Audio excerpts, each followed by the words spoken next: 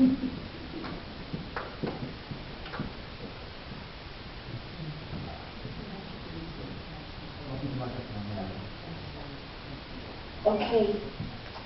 so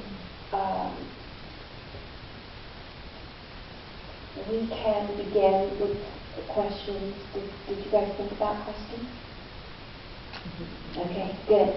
So let's begin with the first person with the question, and Gary will bring you the microphone. I sense you're the first one. First shall be last. I do have a question. You know, I feel very lucky the way I've been the last 10 years, spiritually, emotionally, everything. But I've been single. And for some reason, I love sharing, I'm talking 95% of everything I do with people all over the county, and veterans and elderly veterans, and what I do as a nurse and a case manager. But I cannot find a special partner. And I don't know why. And I would think I would, because I give 100% of love and kindness. And what should I do? We are so glad that you asked this question, because when you said that earlier today, we heard you. And we wanted to tell you then, but we knew that the answer is so important to other people who are going to watch this video, because you're not the only one in that boat. People who give of themselves are people who open their hearts in a way that is a gift in itself. The opening of the heart is the gift that is returned, right? So in that open heart, wouldn't it make perfect sense to have a partner that mirrors that, so that the open heart has a receiver that can call back to you and say, I love you, thank you for giving. That's what you're really looking for, not a relationship. You're looking for the mirror back to your gifts. So we're going to answer two questions, the one that wasn't asked and the one that was. The question that wasn't asked was, what is it in me that's keeping a man away? The question that was asked is, will I ever find a man? That's the real question to ask. Will I ever find a man? So we're going to show you how this is the tyrant that's constantly battering you. Will I ever find a man is the tyrant mind that batters you over and over again. I'll be old before my time.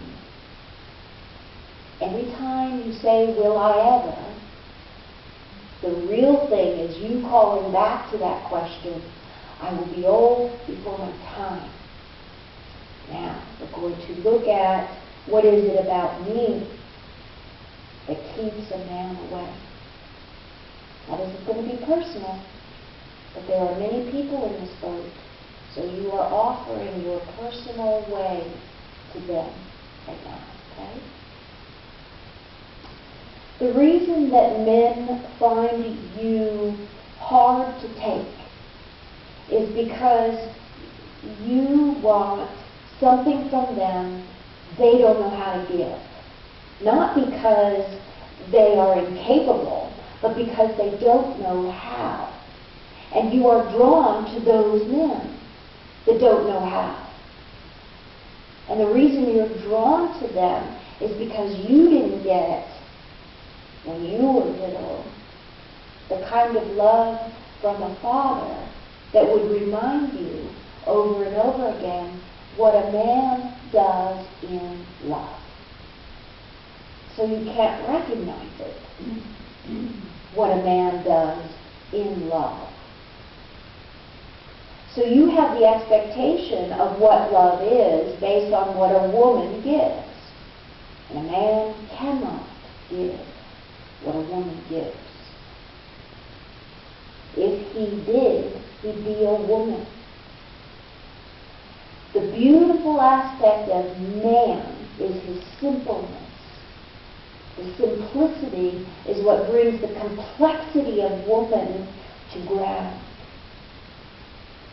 She makes herself crazy in her own complexities, but a simpleness of a giving man that loves in a simple way, in his own honesty and truth, calms her, relieves her, gives her ground.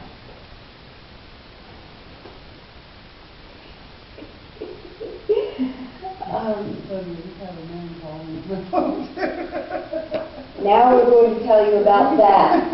We're going to tell you about the man that called. You ready? Because it's a warning. There's a warning in here. The warning is that man doesn't know how to show love either. The question is, are you woman enough to demonstrate to him in patience and warmth and kindness and guidance to show him how to love you? That's the question. Are you ready to expose yourself to that much ridicule? Because you have to look at yourself as ridiculous sometimes when you demand that from a man. And it is self-ridicule. You say, I don't need this.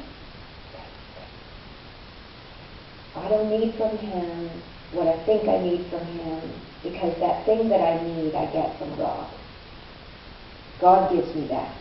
God gives me a sense of protection, a sense of warmth, a sense of perfection, a sense of knowing, company, emotional security. Everything that I need, I get from God. So what is it about this man that's important to me? It is the reflection of me. So he can only reflect back to me the perfection of me that comes from God. So I have to be in the fullness of God when I expect from him something in return. And I ask him, how come you don't tell me you love me? Is it something you're just uncomfortable with? Is that something that I need to get used to? Or is there a way maybe you could say it a little bit more often? Is there a way that just so I can hear it because I love the sound of it, that maybe you could say it just a little more often? You give him a way out. You say to him, this is what I need, but I don't have to have it from you unless you want to give it to me.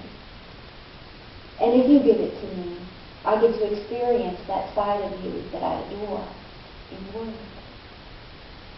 Or it could be deed. How come you don't demonstrate, how come you don't like to hug me or hold my hand when we walk? I don't know, it's just,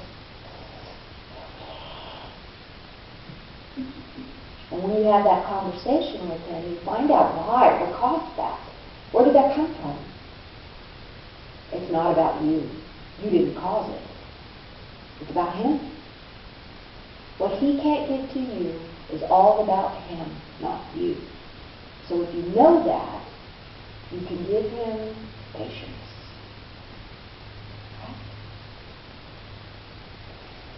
So there's much more to say about this, but I know there are other really great questions. So I want to end this with just one last thing to tell you. He is an open door. And you decide whether that's your door or not. Not him. Okay? Staying within the condition of you keeps you when you're with him, so that you don't become something else in order to keep him. Never allow that. Never become something else to keep someone else. The you of you is the perfection of you, and if they cannot see it and do not love it, they must go. because this is precious. And Jesus said, do not throw pearls to swine. That's what it meant. You are sacred. You are precious. Hold these things sacred. And the holder you make them, is that the word? Yes. The holder you make them. The more of you become in them, because the more of you reflect in them in the perfection. Next question. Yes, sir. Yeah, I don't need a microphone. We just need it for recording, sweetie. My name's Dave. Hi, Dave. It's kind of a law of physics that energy is neither created nor destroyed. It just moves from one form to another. And I think that the past life stuff is an energy that happens to us in that specific life based on an event, a trauma, an emotional entanglement, whatever it caused. Correct. And we carry that with us on the soul level into our next incarnation. Correct. I just didn't hear you talk much about energy or that aspect of the soul and the interaction between people. Is that part of your concept, energy? Sure. The only reason that we didn't bring up energy in this context is because it's hard to place consciousness in cold energy. I'm sorry, what in consciousness what? Consciousness in cold energy. So cold energy just means when you look at consciousness that is alive, it lives, and you call it energy. You deplete it of its life. Life is a constant giving way. It gives to the way of living. When it stops giving to the way of living, it dies. Now, there are some energy, we call them constellations. Energy is a constellation. It draws to it all that it is working. So the energy of the soul is working the consciousness of the journeyer, the one who journeys through time, through space, through the elements of 3 dimensions, sometimes other dimensions, but mostly the 3-dimension in form, in order to reflect back to itself what it is, in order to overcome what it has been, in order to expand what it will be. Okay? So this consciousness may have energy to it, but that energy is fully organized and organizes constantly. That's the living way of that energy. Energy is just something that you can use as a term to define the going of it, the making of it. It's like looking at a car and not recognizing the driver. It just sees it as a machine. But energy that moves in a constant state of living is drawing to it that which is a reflection of itself, to see what it is. What am I? What am I? What am I? Each time it asks, what am I? It becomes a greater expansion of what it is. So energy in this way is conscious. Evolution is conscious. Okay? No. But here's the microphone. Go ahead. No, please. It's okay. There are other people who feel as you feel. What? There are other people who feel as you feel. So please feel free. We hear your next question and we want to honor it. No, it's okay. I'll pass the microphone. Okay.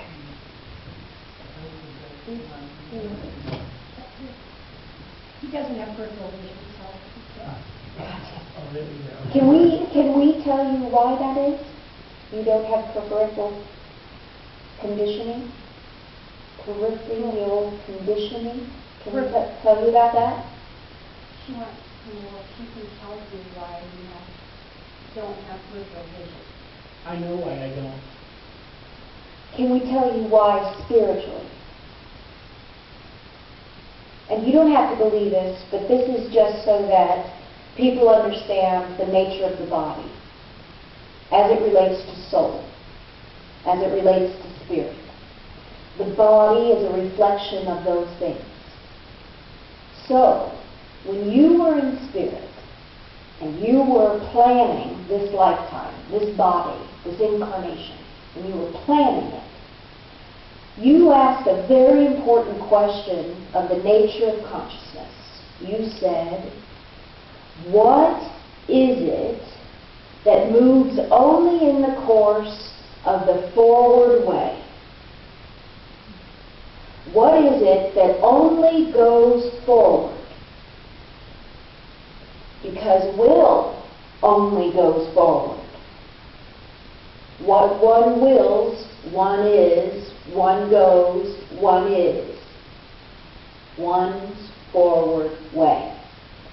So we shut down your peripheral vision so that all you could see is what is ahead of you, what is ahead of you, what is ahead of you, what is ahead of you, what is ahead of you. Because what's ahead of you draws you, draws you, draws you. This My is peripheral vision got shut down with laser. I have had laser surgery on both eyes, 1,500 zaps in each eye. You can call this a mechanistic change, if you wish. But God is in every cell of the body. And if you were to become what it is you wanted to be in this life, we had to find a way to shut it down. We use whatever tool is available to us to bring an individual to their purpose. And you can deny it for as long as you want, but the questions you want to ask in the course of the going, what is going, what is going, what is going, will answer some of the deepest questions of your entire being. So do not believe that this is just what happened under surgery. Believe that this was the guide of the hands of your guide. You are guided by Spirit in a big way. And if you don't recognize it in this life, you will be forced to recognize it in the next life, and it will be a much harder way. No, I believe it. I believe there's a reason why I lacked peripheral vision. For whatever reason, I ended up under a laser, and it's part of my path. I probably chose this path before. Good. And I'm okay with that. I'm not denying that. Good. Good, because it's an important condition. When you learn the forward way, and then you start to teach it, people who are stuck can start moving forward. And that's what you are there to serve. People who are stuck.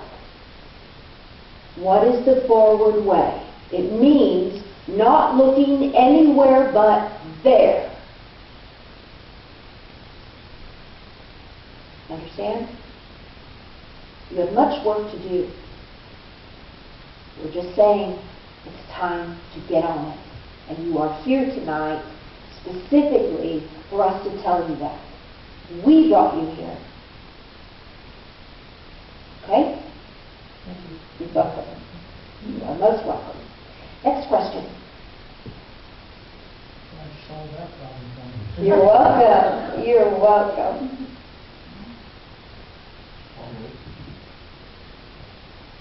We had an opportunity to talk briefly while we were on break, and my question before we went on break was simply this: what do I need to do, or what changes should I make as I continue to lead this ministry into more? Oh, wonderful. Thank you so much for giving us the opportunity to share with your entire energy core, because this is the core of what you created. Now, these walls were built before you got here, right? But what is contained within these walls, you made.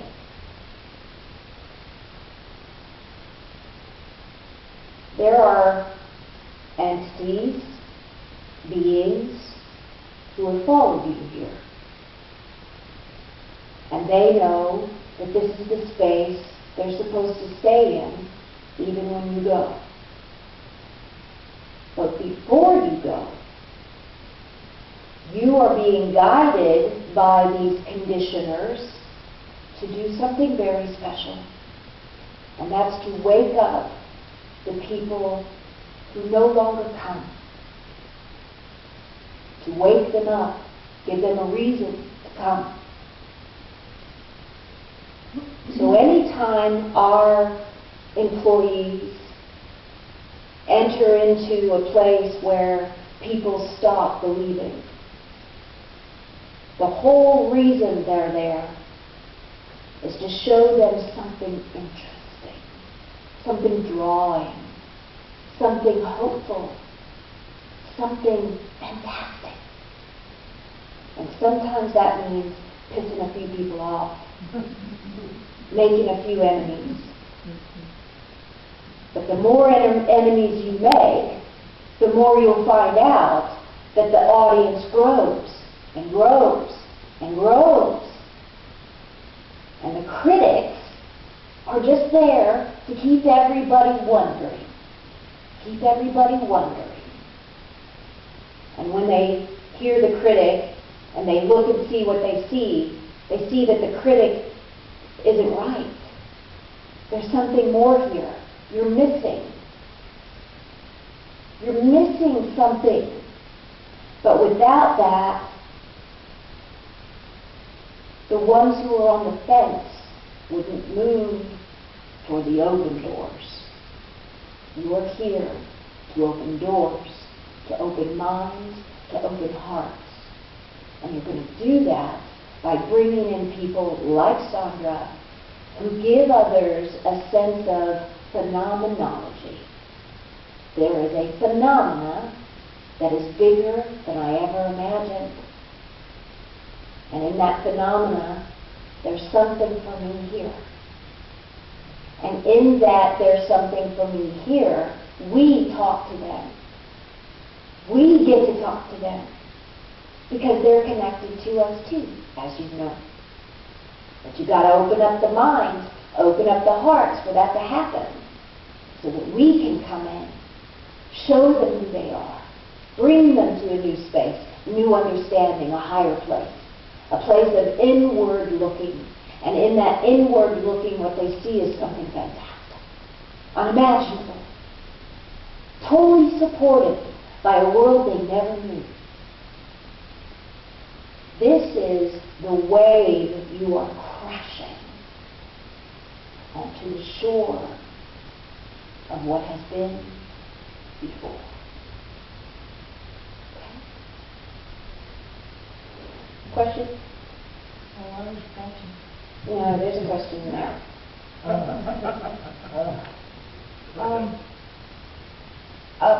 I'm pretty involved with the kids here, and my thought is, am I doing everything I can do, and will I miss something that I could be doing that will make it work better?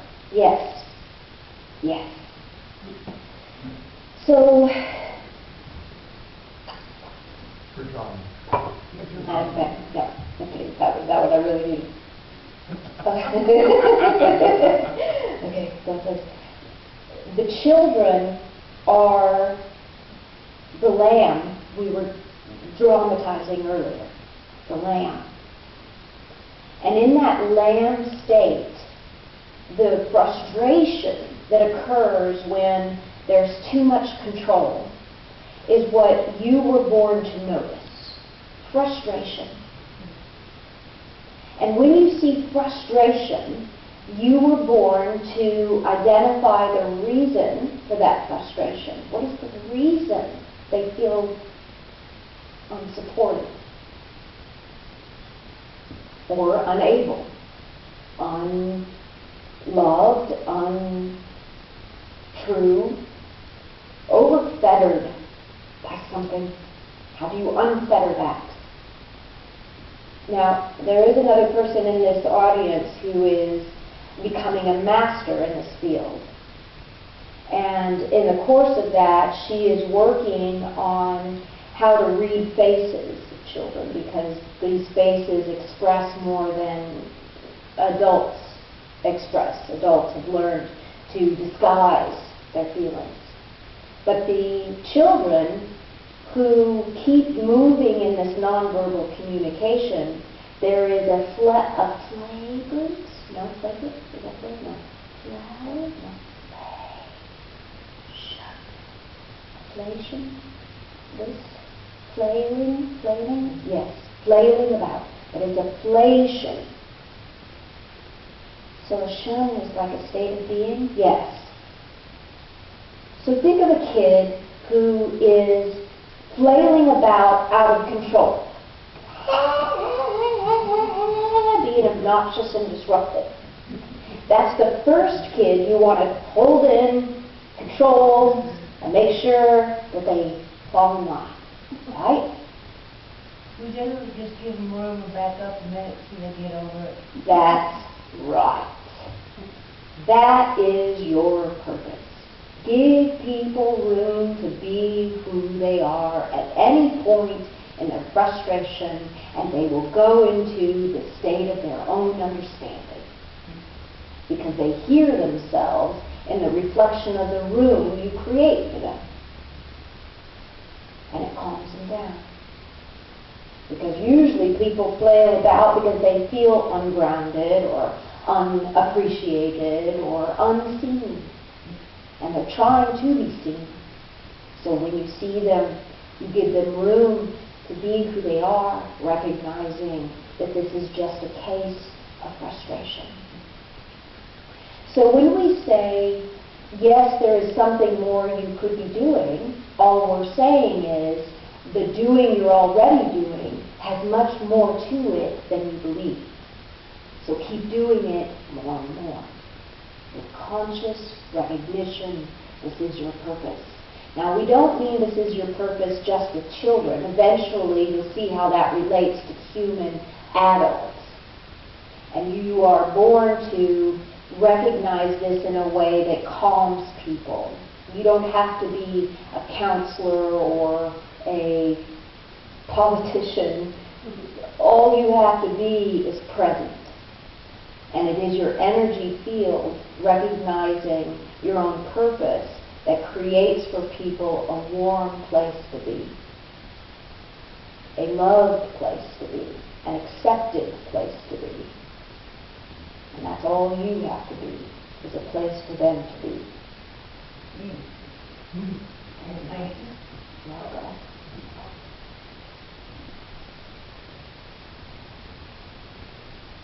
In some ways, I feel like I don't need to ask the question because the answer's there. okay. Couple things. It's a lot of the Unity teachings and that are just so much a part of me. My dad, It was there when I was a child, and it's, yeah, I know that. Yeah, that's the truth. But the knowing doesn't get down to the action. And there's times when I get out of my way, and I feel it, and things happen miraculously, and it flows, it's open. But there's those other times that I'm shut down, and it's like, I don't want to be here. I don't know if, in some ways, I feel like I'm angry that I'm on this earth plane right now. And when I get angry, I shut down, and you can't make me do it. And at the same time, there's the part that really wants to.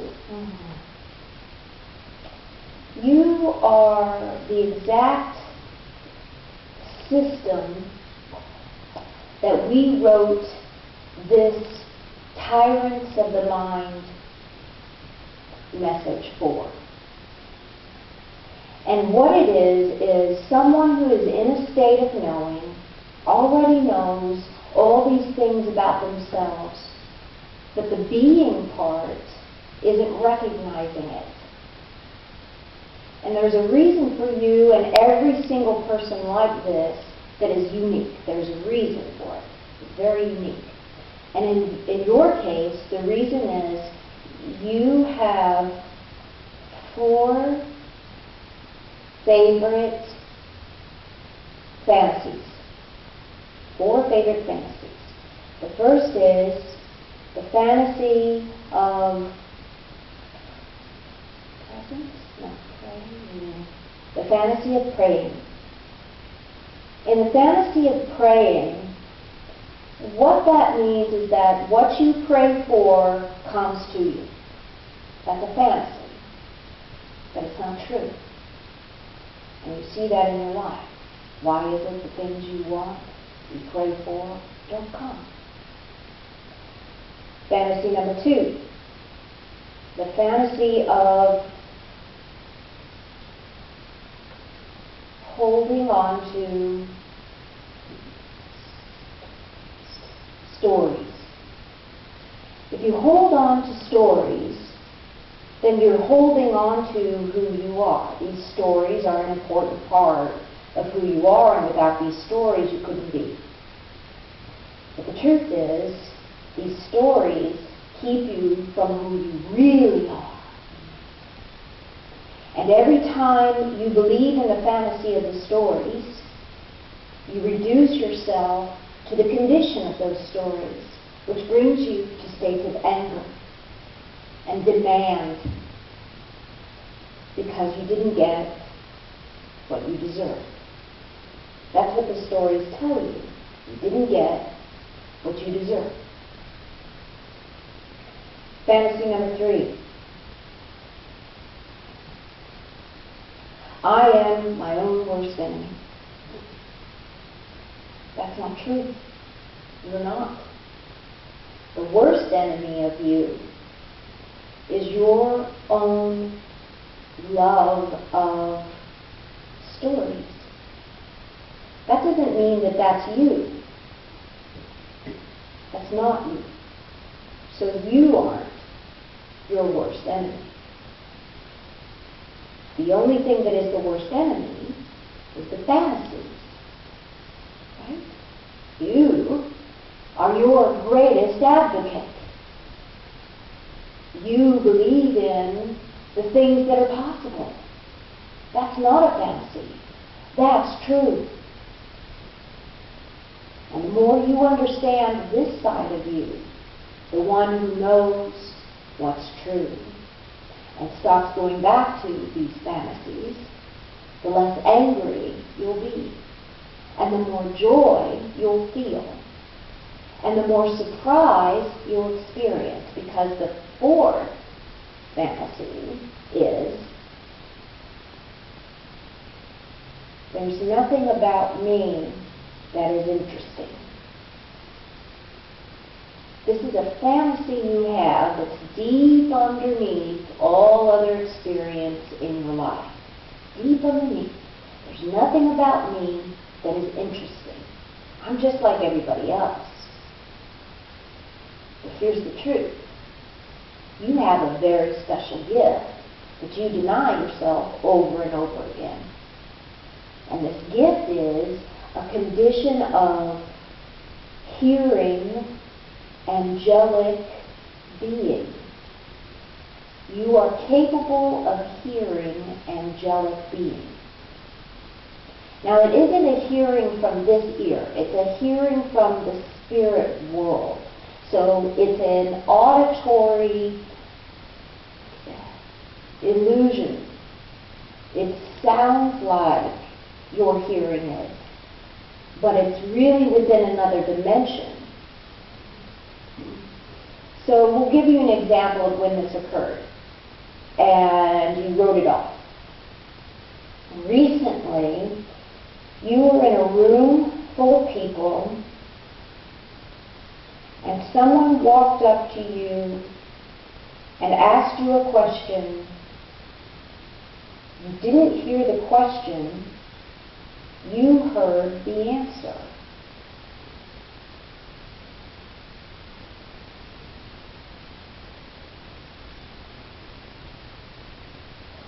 You just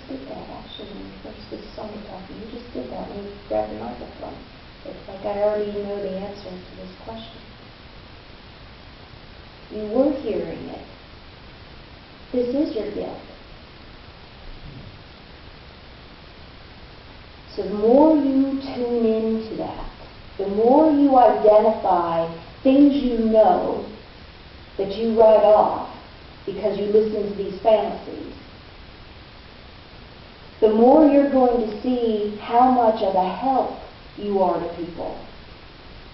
And the more you help people because of what you'll start to hear. It's angelic being. Angelic being doesn't speak the way God speaks. Angelic being makes a vibrational sound that carries with it information. It's carried on the wave of a vibration. And it requires the interpreter to turn it into language. As Sondra turns the vibration of God into language. You turn the vibration into sound. And that sound has an angelic condition to it, which has all the answers to every question an individual asks in a state of need. When they are in a state of need for money, need for love, need for attention, need for food, the angelic beings that follow every single human being around, trying to give them what they need, is always giving information. Your job is to translate that information so that someone can understand it through language. Okay? So start paying attention to that. One of these days you're going to wake up to a dream that's going to change the entirety of your day. Every day. It's a dream about the nature of ocean shores. Ocean shores meet. They meet. How does that meeting occur in order for the human to recognize spirit? You look at water as spirit and land as human. How do they meet in a way that there is an understanding of the two? The dream is going to answer that question in a big way. You're welcome. Now we sent many more questions, and we do have time for a few more. Ed, are there in the back from simulcast? And hello everyone that's online. Thank you for being here. Okay, from online. How do I return to love when the tyrants of the mind have me and my partner in intense darkness? Why do we experience such wonderful light in deep darkness? That is the nature of light. To, in the course of the darkness, find itself. How does light find itself in the dark? Well, it first has to find more light to reflect light back. So in this case, and this isn't true of every relationship that goes into states of darkness, but it is true of this relationship, your problem, if we can call it that, because it's not really a problem, it's a challenge, but we're going to call it a problem because it's something that needs to be solved. It's a problem to be solved. The problem is the two of you wake up unsure of why you're there together. That thought consistently pervades the relationship. Why am I even here? Why am I even in this? This is too hard. What's keeping me here? And this tyrant is one of there's got to be something better, rather than a new tyrant that would say, how do we make this better? I'm not feeling good about the way things are. How can I feel better about the way things are? How can I make the way things are better? Rather than, I don't think that this relationship is going to give me what I need. There is an I in there, so the we part of it is missing in the question. I can't get what I want. The we would say, how do I give what is the best of me, even when my lover removes the best of me in an argument? How do I remain the best of me when I feel completely depleted in an argument? I don't even know who I am in the course of this argument because I'm holding on to something so tightly I don't even know how this argument began. In these questions that you ask the I in order to serve the we, you ask the I, what is my responsibility? What could I do better? Where is my most self right now? Is it in this argument, or is it in the resolve of this argument? Do I need to be right, or do I need to be loved? Do I need to love, or do I need to make sure that this person over here understands who I am? Learning to be loved is learning who you are. It's a self-loving, so that there's nothing that the other person could do or say that would take that away. It's a self-love of the perfection of love. What is within you? And the two of you, when you argue, are calling for that. You're asking for that. Please see me. Please see me. See who I am. I'm not this thing you think I am. See who I am. So when you can step back and look at the other one to see what are they trying to say, what are they saying that I'm not hearing, when you really listen, you become love. Because that's what love is. Love is listening.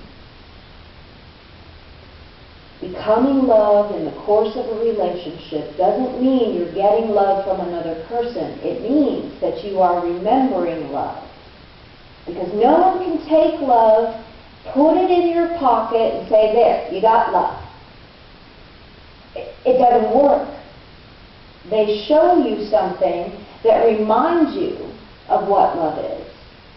But if they aren't showing you something that reminds you, you have to show it to yourself, to remind yourself, because that's the only way you're going to show love, is to remember love.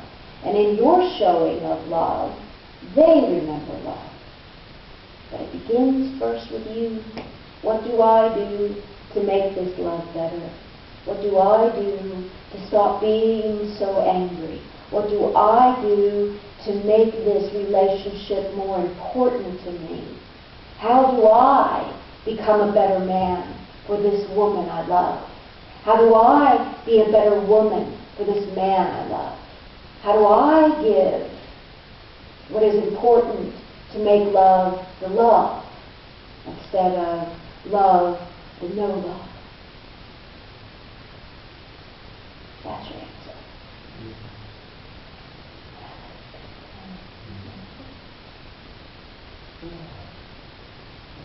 Gary, I know you have plenty of questions for the great being too, so if anyone, Okay. he knows. Okay. I believe I am following the path that I'm supposed to in this life, and I am doing what I am supposed to be doing. However, there is a strong calling to follow another path, and actually a divergent path. But I feel my time may be limited. So my question is, do I follow that other path? Because will I be able to conclude that? When we say gotcha, what we mean is, we got you. We got you. So, no matter which path you take, we got you. So if you fear there not being enough time to fulfill what is the obligation, we will sustain you until you do. So whether that's sustaining you in life, being a living body, or sustain you in a spirit so that what you do accomplish lives on beyond you and keeps going, however that works out, we got you. So now we want to be a little more specific to the path, the divergent, you call it, from the power of your own being that you are expressing in this path. Is this really a divergent, or is it a continuation? When you find that perfect bridge, you'll know it's just a continuation. It is not a divergent. It's a step into a higher conditioning. It requires courage, letting go, recognition of opportunity, releasing old ways, giving up the fear of not being good enough to make it happen, knowing that you are the thing you see in yourself when this path shows up to be you. You're the perfect one for that. No one else can do that. Can you do that? No, this is a very sacred conditioning. So don't talk about it to anyone. This is all about you hibernating into the right pivot. How do you bridge into the new conditioning? So when you don't talk about it to people, you get to work it all out without people forcing you into a conversation about it that you don't want to talk about. So you keep your cards close to your chest. Now there will be some allies that you need to condition. You need some allies, not because you need them to help you transition, but you need some feedback, right? So you pick those allies very wisely. Don't just give it away to anyone who could take from you an understanding of you in the course of this. And there is one person in particular we're talking about who not to tell. Definitely don't tell your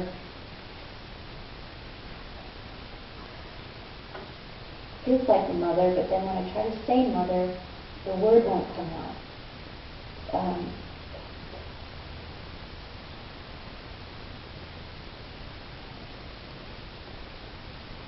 Maybe my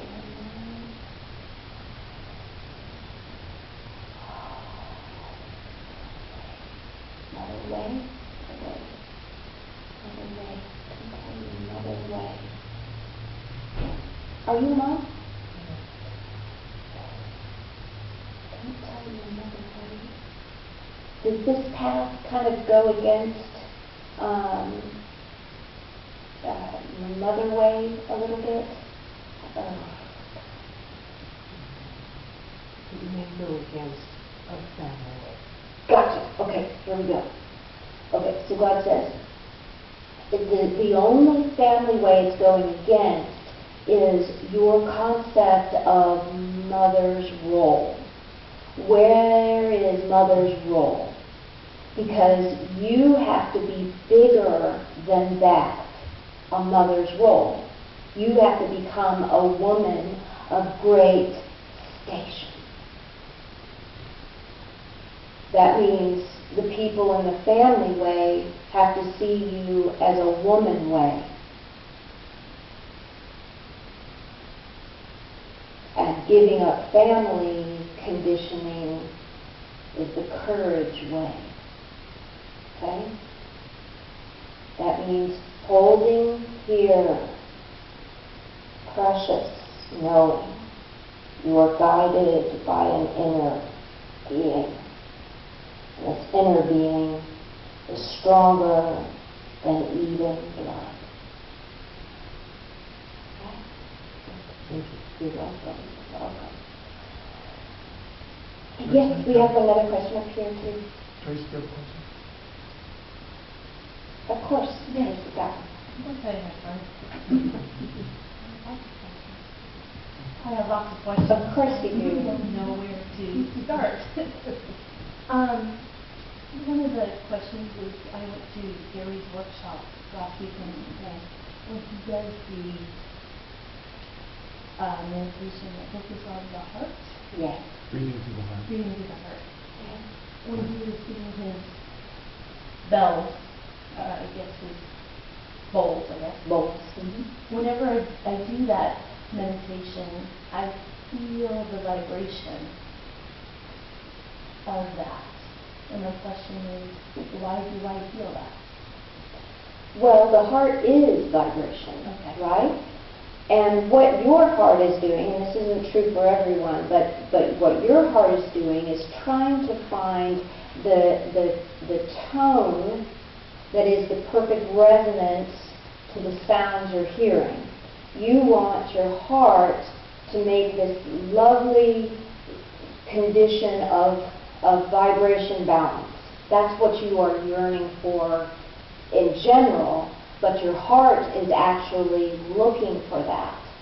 So as you do your breathing through the heart, the only thing that you need to adjust is a sense of grounding, and that grounding will lower the energy field. We don't mean lowering it as in less energy, we mean lower it as in bigger waves, much bigger, it's in shorter, more frenetic waves. Okay. You are grounding in order to make bigger, longer waves of energy. Okay? Because you have a huge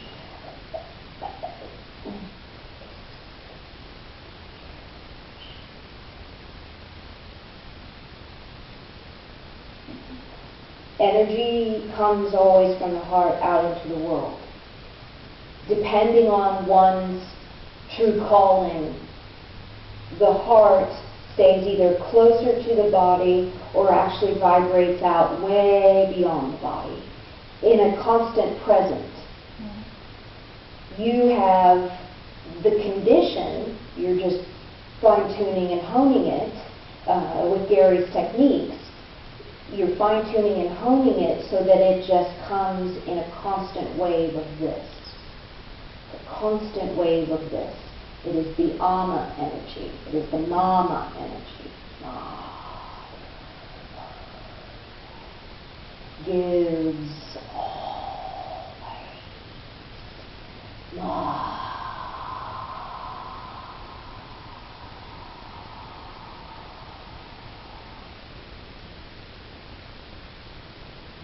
Thank you. You're welcome.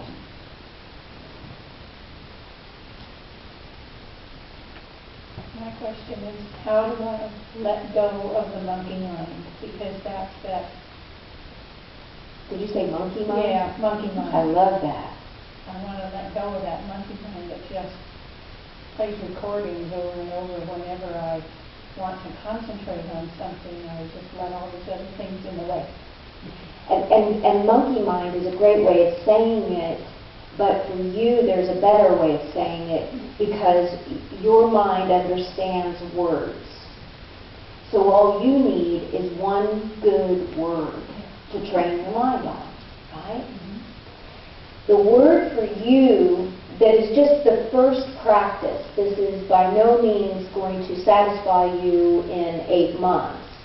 And maybe even less, but this is just step one to training the mind into the word that calls you forth into being that great you that you are journeying toward, the word is allow. Whenever you start to feel this frenetic energy, which is the monkey doing this, right?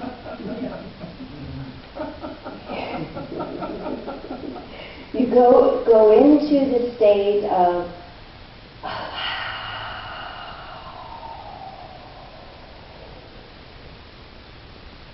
and that'll shush it down. You could even, in your inner mind, say, shh.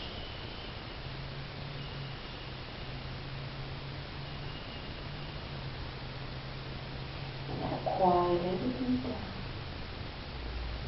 And you practice holding your attention to the quiet that comes out of that.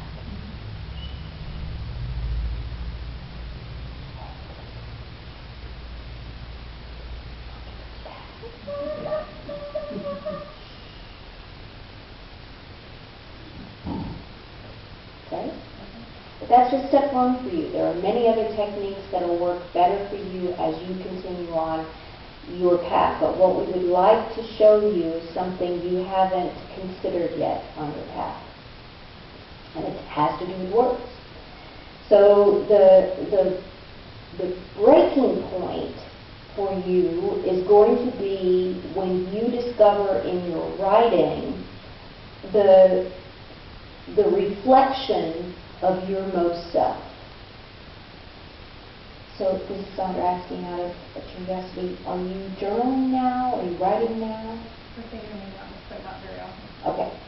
So you haven't yet discovered in your writing Right. depth that makes you want to go, wow, what is this?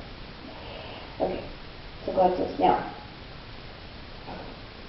what you're going to start doing, if you're really ready to explore this, is you're going to start writing stories about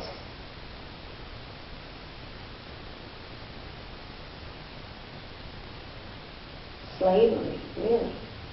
Stories about slavery. Now, slavery isn't just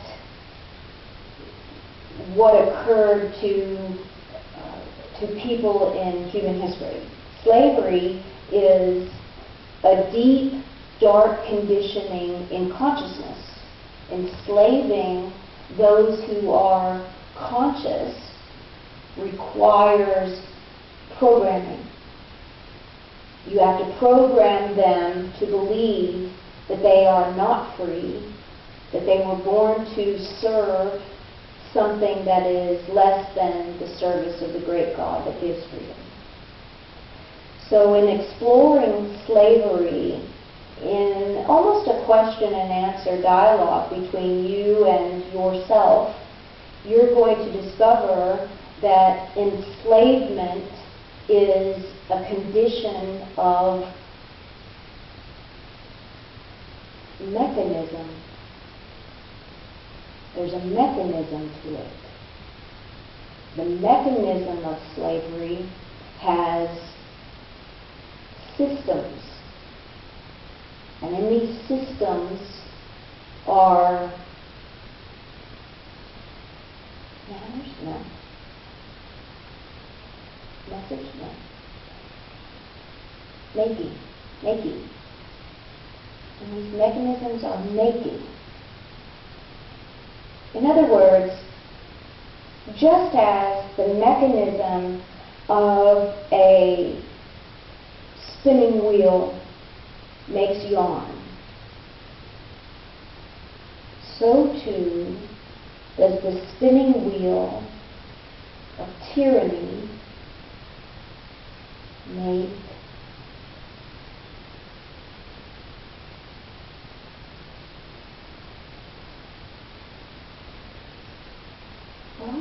yes. To tie you down? Yes. The spinning wheel of tyranny? Is it does it grow and does it expand and then contract? No. Tyranny first begins in the mind of those who are desperate. Tyranny works in desperation. Those who are desperate succumb to their own slavery in the belief that what they're desperate for won't come. Okay? And when they are in states of, I'm desperate for the thing I cannot get, this is the spinning wheel. Alright? So you're going to start grounding yourself in the questions of writing. Writing is always about a question. Okay? Okay. Is there anything else you want to tell me about that?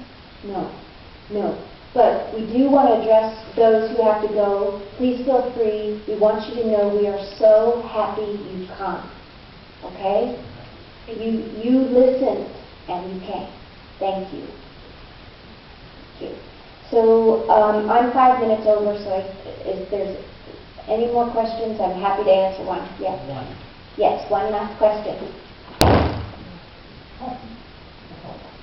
This sounds like it might be frivolous, but I mean it with absolute, I mean this question. Sure. This church is considering the repainting of this room. Are you led to be directed or inspired, or do you have a vision of what we should do? Yes, we do. Good. Yes, we do. Don't say both names. No, no, not profaning. What we see in this room is seafoam green. Right? We see seafoam green. So what are the colors of the sea that would make sense up here to give people a feeling of ocean? They don't have to be literal. Like you don't have to have ocean blue, sand brown, shell off-white. But what we recommend is that you think of soothing ocean and feel inspired by that.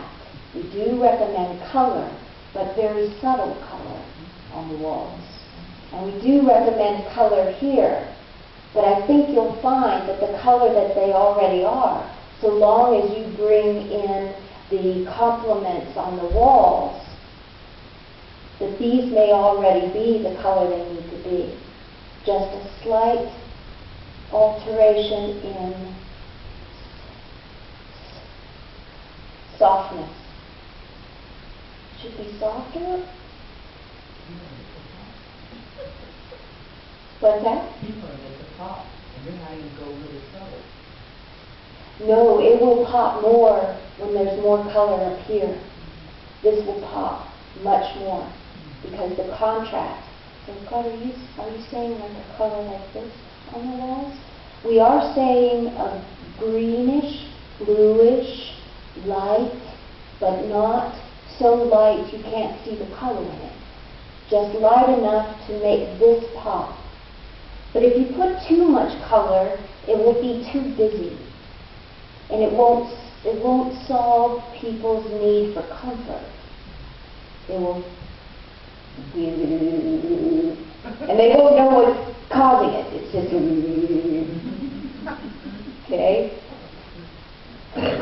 Anything else you want to say about I that? thought it was painted burgundy. That's what I thought. Ooh, that would be a Didn't say that like direction. But burgundy's my color. yeah, everybody has a favorite. Questions. Now, we do have one more thing to say about that, though. You are the perfect one to decide.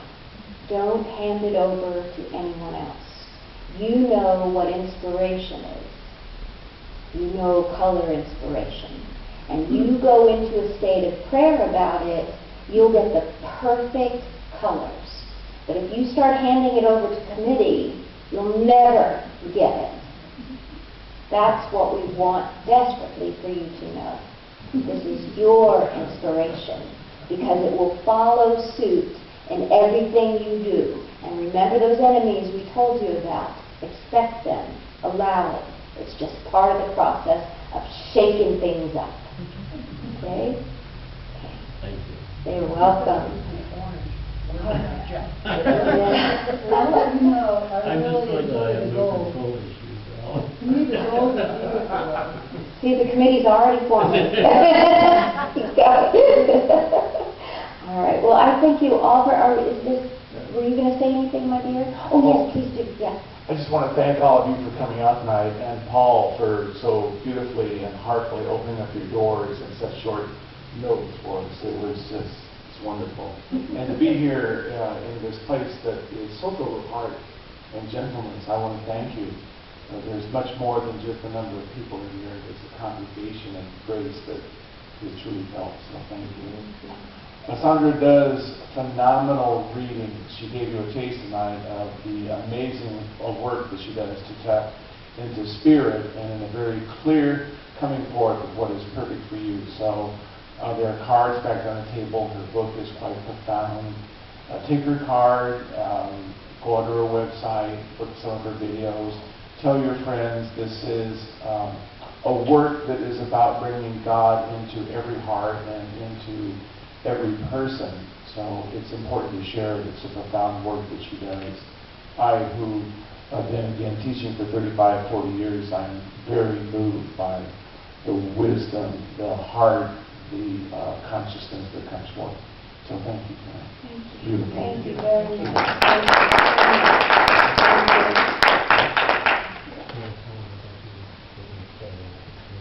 Oh, yes, yes. I got this one. Oh. If you want an MP3 or a video of tonight, please make sure that I have your email address on the back, and I'll send that to you. Thank you very much. Thank you. You might mention that you're going to be in Sonora tomorrow, and that's not a far commute. Oh, If you want to yes. see it tomorrow. And Gary's having a workshop on Saturday, meditation workshop. His workshop on meditation, there are so fantastic techniques that he teaches. He's my meditation teacher. Sonora, at the Unity Church in the Mother Road in Sonora. I am so glad you are going to be in Sonora tomorrow. It was my church for many years. Oh, wonderful. Wonderful. Oh, thank you. Thank you. Are you going to come then? So, it's Friday night. Friday night.